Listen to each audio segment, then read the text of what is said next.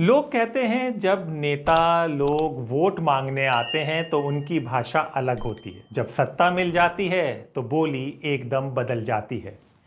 जब विपक्ष में कोई पार्टी होती है तो अलग तरह से दिखती है, और जब सत्ता में आ जाती है तो उसका रंग रूप सब बदल जाता है।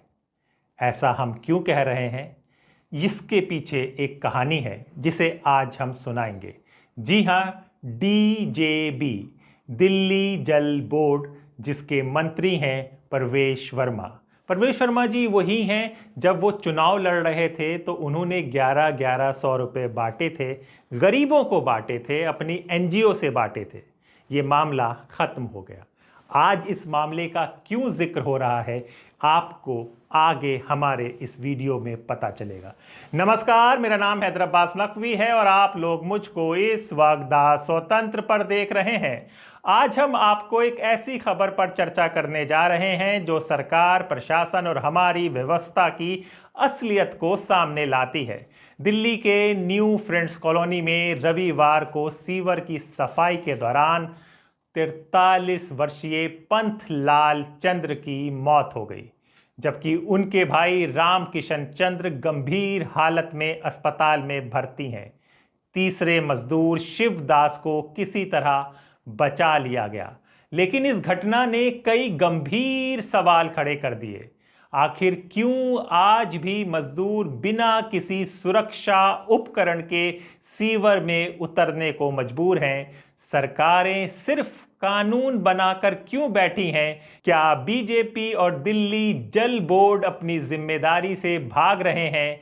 आज के इस विशेष शो में हम इन सभी सवालों का जवाब तलाशेंगे। जी हां, आज हम आपको पूरी घटना सुनाते हैं। रविवार की शाम थी, 4 बज रहे थे। न्यू फ्रेंड्स कॉलोनी में एक बच्चे के रोने की आवाज सुनकर स्थानीय लोग इकट्ठा हुए। मेन हॉल के पास भीड़ जमा थी और किसी को समझ नहीं आ रहा था कि अंदर क्या हुआ। वहां के एक स्थानीय निवासी महेंद्र, जिनकी उम्र 29 साल थी, उन्होंने बताया, मैं काम के लिए वहां गया था, तभी एक बच्चा मदद के लिए चिल्ला रहा था। जब मैंने पास जाकर देखा तो कुछ लोग कह रहे थे कि मजदूर सीवर में फंस गए हैं। शाम के 5:35 बजे दिल्ली फायर सर्विस को सूचना दी गई। दमकल कर्मियों ने 30 मिनट की मशक्कत के बाद मजदूरों को बाहर निकाला, लेकिन तब तक पंथलाल चंद्रा दम तोड़ चुके थे और राम किशन चंद्रा की हालत बेहद गंभीर थी। पुलिस ने इस मामले में भारतीय न्याय संहिता बीएनएस की धारा 105, गैर इरादतन हत्या और मैला ढोने वाले कर्मियों की नियुक्ति व पुनर्वास अधिनियम 2013 की धारा 7 और 9 के तहत केस दर्ज किया है। दिल्ली जल बोर्ड और बीजेपी का बचाव, कौन सच बोल रहा है ये समझना होगा। दिल्ली जल बोर्ड ने तुरंत एक बयान जारी किया। दिल्ली जल बोर्ड ने कहा, ये तीनों व्यक्ति हमारे नियमित यानी रेगुलर और ठेके कॉन्ट्रैक्ट पर रखे गए कर्मचारी नहीं थे। ये एक अनधिकृत प्रवेश था। हमारी ओर से कोई सफाई कार्य नहीं हो रहा था। लेकिन दिल्ली पुलिस की शुरुआती जांच कुछ और ही कहती है। पुलिस के अनुसार तीनों मजदूर डीजेबी यानी दिल्ली जल बोर्ड के काम में लगे हुए थे और जहरीली गैस के कारण बेहोश हो गए। अब सवाल उठता है, अगर ये डीजेबी का काम नहीं था तो फिर मजदूर सीवर में क्या कर रहे थे? अगर बिना अनुमति कोई भी सीवर में घुस सकता है तो क्या डीजेबी की व्यवस्था इतनी लापरवाह है? ये पहली बार नहीं है जब दिल्ली जल बोर्ड पर ऐसे आरोप लगे हैं। पिछले 15 सालों में 94 मजदूरों की मौत हो चुकी है, लेकिन सरकार और प्रशासन ने इस समस्या को हल करने के लिए कोई ठोस कदम नहीं उठाया।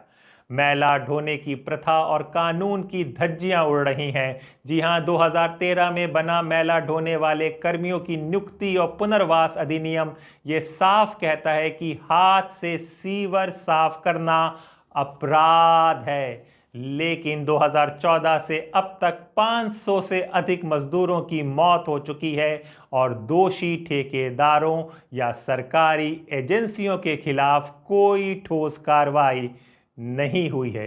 क्या सिर्फ कानून बनाने से समस्या हल हो जाएगी? नहीं, जरूरत है जमीनी स्तर पर बदलाव लाने की। मृतक के परिवार की दर्दनाक कहानी है। पंथलाल चंद्रा छत्तीसगढ़ से थे। वो अपने पीछे पत्नी कमलाबाई चंद्रा और 5 बच्चे छोड़ गए हैं। उनकी पत्नी रो रो कर कहती हैं, हमारे पास खाने तक के पैसे नहीं हैं। मेरे पति रोज 500 रुपए कमाते थे, अब मैं बच्चों को कैसे पालूंगी। उनके पति सीवर साफ करते थे, मैला उठा साफ करते थे। जी हाँ, वो सीवर जिसमें आम लोगों की गंदगी जाती है, जब वो जम जाता है, भर जाता है, तो उसे किसी मशीन से नहीं, ऐसे मजदूरों को बुलाकर सफाई की जाती है। जी हाँ, इसी तरह राम किशन चंद्रा जो अब अस्पताल में भर्ती हैं, उनके 2 छोटे बच्चे हैं। उनकी पत्नी अनीता चंद्रा कहती हैं, अगर मेरे पति को कुछ हो गया तो हमारे परिवार सड़क पर आ जाएगा। बीजेपी नेता लोग कह रहे हैं, क्या ये राजनीति करने का समय है? केंद्र और राज्य सरकार दोनों ने मैला ढोने की प्रथा को खत्म करने का वादा किया था, लेकिन हकीकत क्या है? दिल्ली में 94 मजदूरों की मौत हो चुकी है, लेकिन किसी को मुआवजा नहीं मिला। हर साल ठेकेदार गरीब मजदूरों को बिना सुरक्षा गटर में उतारते हैं, लेकिन कोई कार्रवाई नहीं होती। समाज की चुप्पी और जनता का गुस्सा। इस घटना के बाद सोशल मीडिया पर गुस्सा फूट पड़ा। ट्विटर पर डीजेपी की साजिश ट्रेंड करने लगा। एक यूजर राहुल वर्मा लिखते हैं, अगर किसी नेता का बेटा सीवर में गिरता तो क्या तब भी सरकार इतनी लापरवाह होती?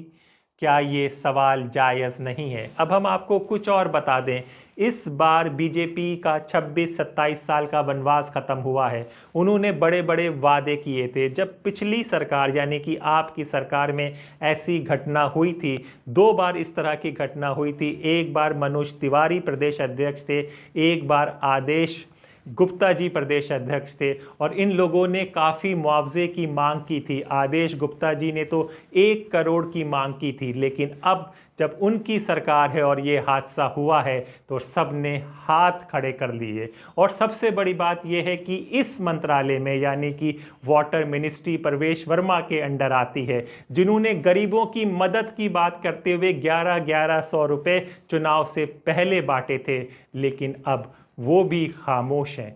हर बारी यही होता है कि डीजेबी अपना पल्ला झाड़ लेती है, कहती है कि ये ना हमारे कॉन्ट्रैक्ट में थे, ना ये रेगुलर एम्प्लॉय में थे, फिर ये हुआ कैसे था। और फिर सबसे बड़ा सवाल ये है कि वो अपने आप ही गटर खोल के सफाई तो नहीं करने लगे होंगे। चलिए मान लेते हैं कि डीजेपी नहीं करा रही थी, तो क्या वहाँ पर कॉलोनी की जो RWA करा रहे थे, तो उनसे पूछना चाहिए क्या उन्होंने बुलाया था इन लोगों को। लेकिन कोई इन्वेस्टिगेशन, कोई कार्रवाई नहीं हो रही है, क्योंकि वो दलित हैं, गरीब हैं, शायद इसलिए। अब इसका समाधान बहुत सिंपल सा है, सीवर सफाई का पूर्ण रूप से मशीनीकरण कर दिया जाए। जिन मजदूरों की मौत होती हो, भले ही वो डीजेपी के एम्प्लॉय ना हो, कॉन्ट्रैक्ट पे ना हो, लेकिन उनको सरकार को मुआवजा देना होगा, क्योंकि वो एक काम कर रहे हैं, लोगों के लिए काम कर रहे हैं और बिना नौकरी के काम कर रहे हैं। हर जिले में मैला ढोने वालों की पुनर्वास योजना लागू की जाए। ठेकेदारों और सरकारी अधिकारियों को कठोर सजा मिले।